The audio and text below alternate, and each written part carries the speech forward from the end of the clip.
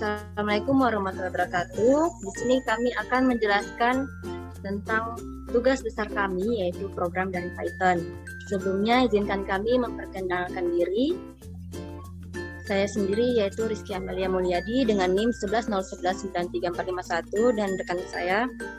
Saya Firman Agilmi dengan NIM 1100193456 dan ada rekan saya kembali.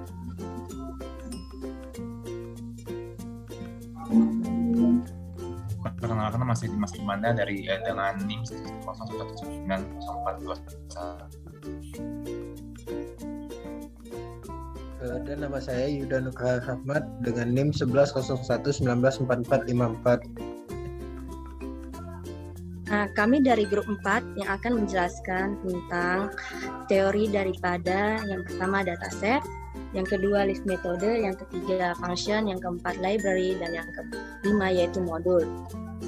Nah, dataset sendiri merupakan kumpulan tipe data dan dipakai untuk mengelola himpunan set.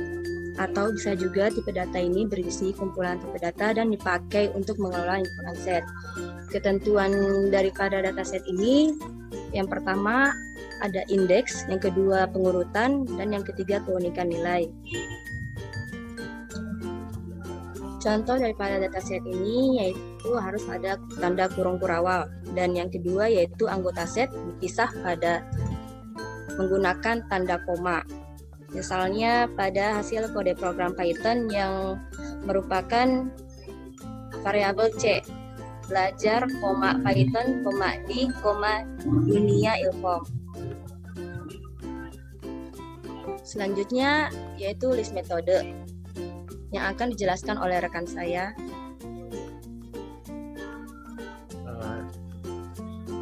List metode adalah tipe data koleksi yang bersifat terurut dan juga bersifat bisa berubah. Nah, berikut untuk fungsi dari list metode, kegunaannya yaitu yang pertama membuat list dan mengisinya, yang kedua mengambil nilai dari list, yang ketiga menambahkan dan menghapus isi list, yang keempat operasi pada list, dan yang kelima dan juga yang terakhir itu list multidimensi. Nah, untuk selanjutnya contoh list metode. Contoh dari list metode yaitu ada tanda kurung sikunya, bisa dilihat dari program yang di samping, anggota set dipisah dengan tanda koma, dan juga variabel biasa.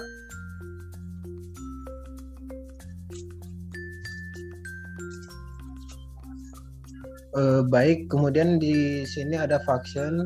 Function atau fungsi yaitu merupakan fungsi pada Python yang terdiri atas kumpulan perintah atau baris kode yang dikelompokkan menjadi satu kesatuan untuk kemudian bisa dipanggil atau digunakan berkali-kali. Nah, di fungsi ini ada beberapa poin dalam fungsi, yaitu yang pertama dapat menerima parameter, yang kedua dapat mengembalikan suatu nilai, dan yang terakhir dapat dipanggil berkali-kali secara independen. Di fungsi juga terdapat contoh yaitu berupa sinteks fungsi, yaitu di sana ada def itu yaitu merupakan statement dari fungsi.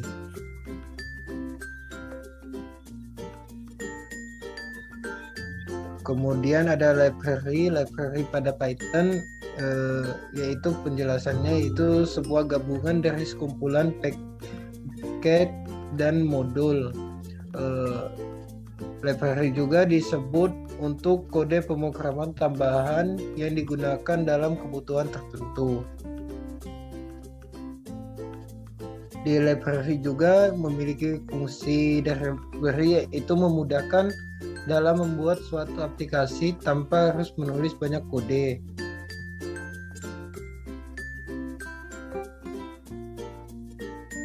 Nah, dan yang terakhir di sini ada modul. Modul itu apa? Yaitu file yang berisikan sekumpulan kode fungsi kelas dan variabel yang disimpan dalam satu file berekstensi P dan dapat dieksekusi oleh interpreter Python.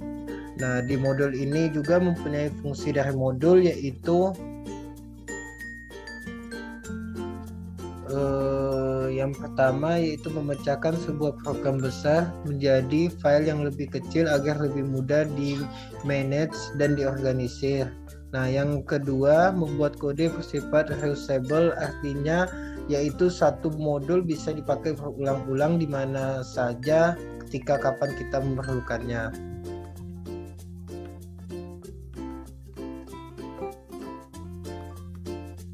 Nah, selanjutnya yaitu kami akan membahas tentang program yang mana program yang kami dapatkan merupakan dataset 4. Nah, pada variabel di kolom ini merupakan dataset 4 yang belum kita programkan pada aplikasi Python. Terdiri dari NIM, tugas 1, tugas 2, kuis 1, kuis 2, UTS, dan juga nilai UAS. Soal-soal yang terdapat pada tugas kami yaitu yang pertama ada NIM mana yang mendapatkan UTS tertinggi, yang B yaitu NIM mana yang mendapatkan nilai UAS terendah, yang C NIM mana sajakah yang mendapatkan nilai kuis 1 di atas rata-rata, yang D merupakan NIM mana sajakah yang mendapatkan nilai kuis 2 di bawah median, yang E NIM mana sajakah yang mendapatkan nilai tugas 1 di bawah median, F NIM mana sajakah yang mendapatkan nilai tugas 2 di atas rata-rata, yang G NIM mana sajakah nilai akhirnya yang menjadi pencilan bawah atau atas, dan yang terakhir yaitu NIM mana sajakah yang mendapatkan nilai akhir kurang dari min.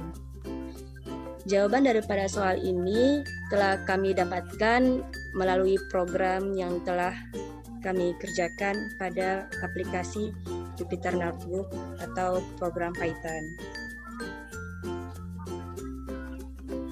Selanjutnya akan kami jelaskan lebih lanjut pada aplikasi berikut ini. Oke, terima kasih Saudara Rizky atas waktunya. Saya izin menjelaskan tentang kodenya, yang dimana di atas kita menggunakan info.csv. Info.csv itu untuk mengimport nilai berbasis koma. Terus ada info.statics. Info.statics ini untuk mengimport statik matematikanya. Terus di sini ada def-string-wolf. Ini berfungsi untuk memberikan fungsi pertukaran. Terus ada if-wolf upper, yang dimana ini adalah untuk mengeksekusi kode huruf di atas B. Terus, return 8, kita kembali ke 8. Ini sama aja untuk mengeksekusi kode, karena ini menggunakan elif, jadi dia menggunakan untuk mengeksekusi kode jika kondisi bernilai benar. Return 7, dia akan kembali ke nilai 7, sama seperti yang ke bawah berikutnya. Sampai di akhirnya dia akan return huruf, berarti akan kembali ke huruf. Terus di sini ada def prep process itu berfungsi untuk memberikan fungsi pertukarannya juga. Nah, di sini banyak sekali, dan di dalam situ kita juga ditanya if else sama, dan ada kita menggunakan for juga. Kita dituntut untuk menjawab beberapa pertanyaan. Nah, ini adalah rumus dari yang udah dibuat kita untuk menjawab pertanyaan yang ada di ini print untuk menampilkan tampilnya sesudah diproses, maka akan tampillah data yang sudah diproses tadi. Next, kita akan menjawab pertanyaan-pertanyaan yang sudah ada di PPT tadi, yang dimana banyak sekali di sini bisa kita lihat dari ini ada print manakah yang dapat UAS terendah, terus ada di mana saja nilai kuis di atas rata-rata, terus ada di mana sajakah mendapatkan nilai kuis 2 di bawah nilai median, dan ini adalah di mana sajakah yang mendapatkan nilai tugas 1 di bawah median tersebut. Dan ini adalah program kita. Mungkin kita next aja langsung ke dalam hasilannya, yang dimana kita bisa klik shift dan klik kanan, lalu open PowerShell Windows here. Di sini kita menggunakan Python, maka kita tulis Python. Lalu karena data di sini kita namakan program, dan program ini berbentuk file.py, maka kita tulis program.py. Program.py. Maka akan tampil hasil. Ini sesudah diproses sesuai output dari yang sudah proses tadi. Ini NIM-nya. Nah, ini untuk datanya, dan di sini kita sudah menjawab pertanyaan juga yang dimana di dalam PowerPoint tersebut ada NIM nama yang mendapatkan UTS tertinggi. Yang mendapatkan NIM UTS tertinggi adalah 11.011.84322, 11.011.84455. Lalu ada NIM mana yang mendapatkan UAS terendah, dan ini adalah yang mendapatkan UAS terendah, dan ini adalah NIM mana sajakah yang mendapatkan nilai kuis 1 di atas rata-rata. Ini adalah NIM-nya sesuai dengan data yang di atas tadi. Lalu ada di mana sajakah yang mendapatkan nilai kuis 2 di bawah median. Ini NIM-nya, dan di mana sajakah yang mendapatkan nilai tugas 1 di bawah median, di mana sajakah yang mendapatkan nilai tugas 2 di atas rata-rata. Lalu ada di mana sajakah nilai akhirnya menjadi pencilan bawah atau atas. Dan di mana sajakah yang mendapatkan nilai akhir kurang dari min. Itu mungkin presentasi dari kita. Kembali lagi ke moderator. Baik, sekian dari presentasi kami. Kurang dan lebihnya mohon dimaafkan.